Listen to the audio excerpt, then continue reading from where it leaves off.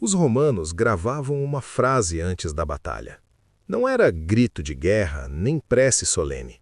Era uma declaração fria, dita em tom baixo, como quem decide o fim antes do início. Viam inveniam aut faciam. Encontrarei um caminho ou criarei um. Ao ler isso, algo se moveu dentro de você. Talvez admiração, talvez inquietação, talvez um desconforto sutil. E esse desconforto tem nome, claro. Ele se chama reconhecimento.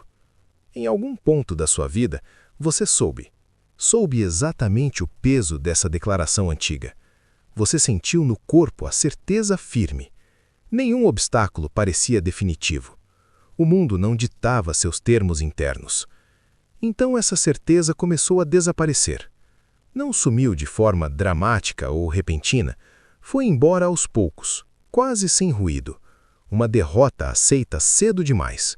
Uma desculpa que virou padrão diário. Uma porta fechada que você evitou forçar. Depois de muitas portas, algo mudou. O homem que criaria um caminho foi trocado.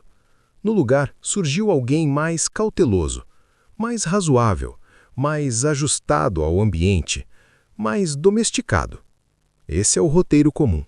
A maioria nunca percebe que está nele.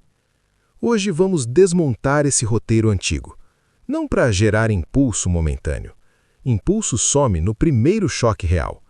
Vamos buscar algo mais sólido. Vamos entender a mente que constrói. Diante do impossível, ela não implora, ela edifica. Antes disso, há algo sobre abandono. Ninguém explicou isso com clareza.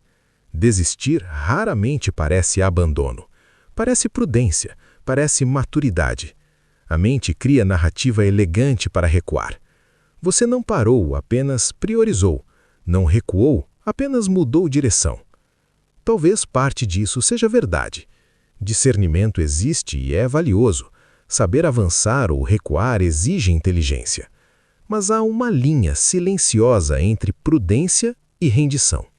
Muitos cruzaram essa linha sem notar. Como saber onde você está agora? Existe um teste simples e direto. Pense no maior objetivo que abandonou. Não o menor. Escolha o maior, aquele que definiria quem você seria. Agora responda com total honestidade. Você parou por decisão correta ou porque ficou difícil demais? Não fale nada em voz alta. Seu corpo já deu a resposta. A frase romana começa na honestidade. Ela começa no ponto onde você está. Os homens que a gravavam sentiam medo, mas viam o medo como informação. O obstáculo era dado estratégico. A dificuldade apenas definia o custo. Homens com visão clara pagam esse custo. Homens confusos usam o custo como abrigo. A pergunta que guia tudo é direta. Que tipo de homem você escolhe ser? Não o ideal distante, mas o que você é hoje. Nas decisões diárias, nas reações silenciosas, no que você tolera quando ninguém observa. É nesse espaço sem plateia que caráter nasce, ou se desfaz sem aviso. É ali que muitos perdem a luta central. Vamos avançar por esse território interno. O que vem adiante muda a sua leitura do impossível. Muda até o que você chama de impossível. Para ver a saída, encare o problema, na forma mais crua e direta. Ele é antigo e bem estruturado, vai além da sua história pessoal. O problema começa na forma como homens lidam com fracasso. Existe um mecanismo chamado desamparo aprendido. O conceito surgiu em experimento simples e inquietante. Cachorros foram colocados em uma gaiola dividida. Um lado tinha piso eletrificado, o outro lado era seguro. Quando a descarga começava, havia saída. Bastava saltar para o lado seguro. Eles aprendiam rápido, saltavam, escapavam e permaneciam vivos. Então o experimento mudou de forma decisiva. Alguns foram expostos antes a descargas inevitáveis, um ambiente sem rota de fuga. O choque vinha independente de qualquer ação. Toda tentativa era inútil. Depois foram levados à gaiola com saída, a mesma que outros superavam em segundos. Algo diferente aconteceu ali. Eles deitaram no piso, gemeram baixo e ficaram imóveis. A saída continuava presente. A liberdade estava a um salto. Mesmo assim, não tentaram. Não por incapacidade física, mas porque aprenderam que agir não valia. Agora encare a pergunta com seriedade. Em que áreas você age assim? Não é ofensa, é diagnóstico direto. O desamparo não é falha moral, é adaptação neurológica a ambiente punitivo. Surge após tentativas frustradas repetidas. O sistema registra derrota como padrão, e isso afeta o desenvolvimento masculino profundo. Ele não surge como paralisia evidente, aparece como racionalidade convincente. Surge na frase "eu já tentei". Vem disfarçado de ceticismo maduro. Parece leitura realista do mundo. Para quem observa, parece prudência. Por dentro, soa como rendição refinada. O homem que cria o próprio caminho falhou também.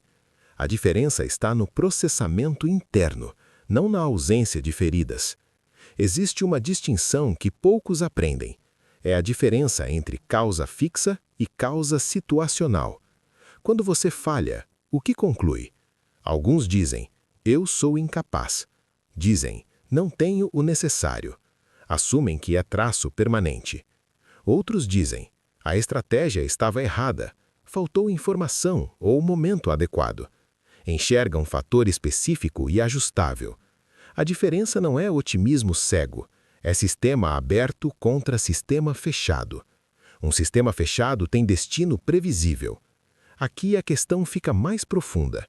Há quem entenda isso apenas na teoria, consegue explicar cada conceito, mas diante da pressão, retorna ao padrão antigo. Porque saber não é ser. Desenvolvimento real revela outra verdade dura. Não é o que você sabe que define, é o que faz sob pressão extrema. Quando ninguém observa a sua escolha, nesse ponto, o sistema nervoso assume, e ele responde a padrões treinados. Responde ao que foi repetido, não ao plano criado em momento calmo. Por isso muitos vivem em contradição. Conhecem teoria, mas não incorporam prática. Conhecimento sem incorporação é ornamento. Aqui começa o processo real, não no insight inicial, mas no treino sob condição adversa. Os guerreiros que carregavam aquela frase a viveram, provaram no campo onde recuar seria mais fácil. Na repetição aplicada, o caráter vira estrutura, deixa de ser mera aspiração. O próximo ponto entra em tema raro, vai mudar sua leitura dos momentos difíceis. Não é sobre coragem exaltada, nem sobre impulso passageiro. É algo mais frio e calculado, e muito mais poderoso. Você já ouviu que grandes vencedores são corajosos? Dizem que agem apesar do medo intenso. Colocam a coragem como virtude central. Isso é verdadeiro, mas está incompleto. Coragem sem estrutura vira impulso com boa história. Homens que criam caminhos possuem algo além disso. É mais técnico e menos romântico, e por isso quase não é discutido. Eles mantêm relação diferente com a incerteza. Sentem o peso do desconhecido como qualquer outro, mas processam esse peso de modo distinto. Onde muitos veem ameaça, eles veem dado. Ativam tolerância à ambiguidade. Isso não é gostar de não saber, é continuar operando bem com informação incompleta. No contexto atual, isso é raro. A cultura formou homens avessos à incerteza. Buscam clareza total antes de agir. Querem garantia antes de se comprometer. Esperam validação antes de avançar. O resultado é paralisia sofisticada. Muitos sabem o que querem, poucos iniciam a caminhada real. Hannibal cruzou os Alpes sem mapa seguro. Não havia precedente para aquela manobra. Conselheiros chamaram o plano de inviável. A resposta dele foi agir, mesmo assim. Não por imprudência, mas por leitura diferente da incerteza. O impossível era problema ainda sem solução, e problema pode ser resolvido, desde que o medo não paralise o início. Agora traga isso para a sua vida. Você quer construir algo relevante, um negócio forte ou mudança física radical. Talvez nova identidade profissional, ou relação sólida que vale ao custo. O que o impede não é falta de dado. Informação nunca foi tão acessível. Também não é falta de recurso inicial. Talento raramente é fator decisivo no começo. O que trava é intolerância ao não saber. É desconforto de iniciar sem garantia final. É sustentar esforço sem ver resultado claro. Não é medo do fracasso em si. É medo do intervalo incerto. Aqui surge um paradoxo importante. Período sem certeza elimina concorrentes. É onde o campo se esvazia. A vantagem nasce da permanência, não apenas da habilidade técnica. O caminho surge enquanto você avança. Isso exige mais que coragem pontual. Exige compostura estratégica sob pressão prolongada. Compostura não é fingir tranquilidade, nem reprimir emoção intensa. É sentir o peso e ainda calcular. É avaliar risco sem entrar em pânico. Diante de cenário difícil, surge a pergunta certa. Qual é o próximo movimento inteligente? Não o perfeito, apenas o próximo movimento viável. E então executá-lo com intenção clara, independente do estado interno. Isso é poder real. Não o poder de não sentir, mas agir com clareza mesmo sentindo. Esse nível não nasce no conforto. Ele surge no ambiente que você evita. Aqui está a implicação decisiva. Momentos impossíveis são mecanismo de desenvolvimento, não apenas metáfora motivacional. É processo neurológico concreto. Na adversidade real, o padrão interno muda. Compostura vira capacidade instalada, não apenas uma ideia atraente. E ainda não chegamos ao ponto central. Existe um conjunto de comportamentos específicos. Eles distinguem quem constrói de quem espera. Não são gestos dramáticos, são silenciosos e consistentes. E um deles vai contrariar algo que você valoriza. Vamos falar sobre algo que quase ninguém escolhe romantizar hoje. Não existe decisão épica nem virada dramática nesse processo. Também não há batalha final que defina todo o caminho. O que existe é manutenção diária feita sem aplauso. O homem que constrói não se define apenas pelo início. Ele se define pela continuidade silenciosa mantida ao longo do tempo. No 15º dia, sem qualquer sinal visível de avanço. No 22º dia, ainda sem retorno concreto algum. No 40º dia, escutando dúvida que parece até razoável. A manutenção constante é o trabalho que realmente importa. E quase ninguém percebe esse esforço acontecendo. A cultura atual distorce profundamente essa compreensão. Ela supervaloriza momentos de virada isolados e ignora a base que sustenta esses momentos. Todos comentam sobre a decisão que transforma tudo. Poucos mencionam os 300 dias que vieram antes, dias focados em construir capacidade mental e operacional.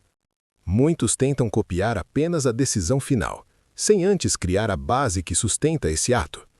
Quando o retorno demora, eles passam a duvidar do caminho. Mas o problema real sempre foi falta de preparo. Preparação sólida não nasce de discurso motivador. Ela surge de processo técnico organizado em camadas.